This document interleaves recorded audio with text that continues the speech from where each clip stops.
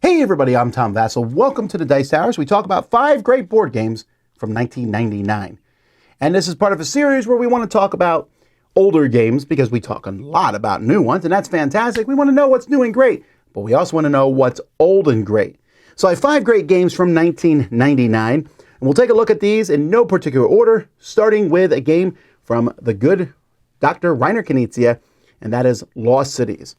Lost Cities, for me on a personal level, was a game that blew my mind with how simple and fun it was and how much me and my wife enjoyed playing this back and forth 2-player game.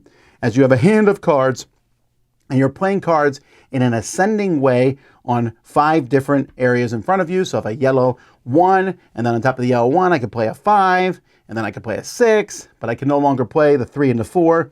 And you want to get at least 20 points on it, or you lose points. You can play a handshake before you do so. But the fact is you only have 8 cards in your hand, so you're discarding cards. But when you discard a card in front of you, your opponent can pick up that card and use it. So it's a game about wanting to keep cards in your hand so you can build a nice little run in front of you, but also keep cards in your hand that will stop your opponent from getting a nice run. It's very involved, very back and forth. I like it a lot. Lost Cities. I'm still sticking with Dr. Reiner Knizia for great games for 99 because we have Ra. Now, Ra was just reprinted this year. I'm recording this in 2023 from 25th Century in a beautiful, amazing production. But this game has been fun ever since it came out. It's an auction game in which you are pulling tiles from a bag and then using some tiles to win those. You have 3 different numbers each round of the game, and you're going to win an auction with one of those 3 numbers, win 3 different auctions. So you need to decide the right time to do it and what group of tiles you want. You can call Ra at any point to have an auction take place, but sometimes the auction will take place because, well, you pull the tile from the bag, and the last person in gets to push their luck to the end, which everyone else really enjoys. It is a game that has had several printings over the years, and they have not changed it at all other than production, because this game really is kind of a masterpiece.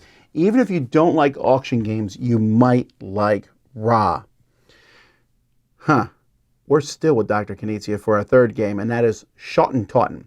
Now, Schotten-Totten is a game that's very similar to Lost Cities. It's a 2-player card game, and in this one, there are different areas in front of you that you're trying to control, and you're going to be playing cards to them slowly over the course of the game. You're playing 3 cards to each one. Once each side has 3 cards, you see who wins. So a run of the same color, 4, 5, 6, that would be the strongest, and that would beat almost anything else. Although a run of a color 8, 9, 10 would beat that. But 3 of a kind will beat just 1 of a kind. You know, there's all different things. And at some point, you're like, nothing you can play can beat me. You can claim it. And you're trying to claim 3 things next to each other or any 5 out there. It's a very thinky but light card game. It was remade by GMT Games several years later as a game called Battle Line. So if you see Battle Line, it's the same game, although they added some special cards. Those special cards seem to be enjoyable because when Schotten-Totten was remade 4 or 5 years ago, they kept those special cards from Battle Line. So whether you get Schotten-Totten or Battle Line, it is a great 2-player card game. All right, now we'll move off of Reiner Knizia. In 99, 2 of the greatest party games ever both came out. First, let's talk about Time's Up. Time's Up is a game that people have been playing for years. It's a parlor game, whether you call it the name game or whatever you call it, but Time's Up took it, put it into a package, a great package. So if you never played the game, you essentially will have 40 cards of various names of different people.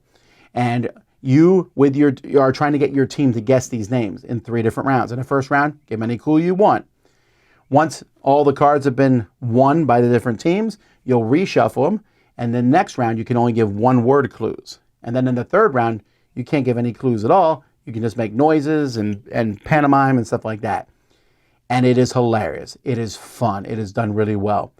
Now, many companies have made versions of Time's Up over the years. Every once in a while, we've even had celebrities like, hey, I've discovered a new game. But Time's Up is still, to me, the definitive version of this game. They've made one that has titles of movies and songs, which is a lot of fun. It's called Time's Up Title Recall. But Time's Up is still the game that's probably made me laugh harder than any other party game out there.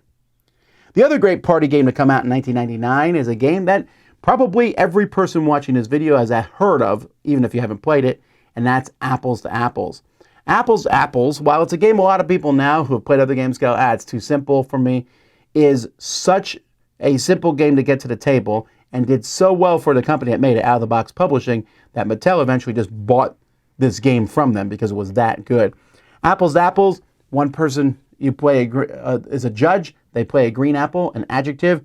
Everyone else plays a red card, a noun from their hand. The judge will pick one of those.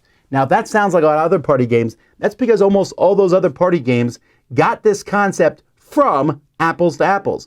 The idea of one person being a judge and picking something is a great concept, and we've seen it a lot as time has gone by. Apples, many different versions of it have come out, lots of expansions. It's just a great, great game. All right, as a bonus, my favorite video game to come out in '99 was Sid Meier's Alpha Centauri. Alpha Centauri was civilization in space. Wow. I was so excited when this came out. It got some of the highest ratings of a video game, a computer game ever. I remember PC Gamer gave it an exceptionally high rating. I played it and I loved it because all the tech was future. All the stuff was different and unique and weird. And I think that was maybe a bit of its undoing. They never really made a follow-up to it. People want to take stuff that they know about. That's why people like Civilization. But it definitely was one of the Civilization-style games, and I still enjoy it. And my favorite movie to come out in '99 was The Matrix. It's one of those movies that I knew nothing about it going in, and my mind was blown just watching that bullet time, that stop time thing that the Wachowskis did was really amazing to me. The cool fight sequences, everything about that I was just kind of agog from beginning to end. So that's my favorite movie from that year. That's my favorite stuff from 1999, folks. Thanks so much for watching. I'm Tom Vasel.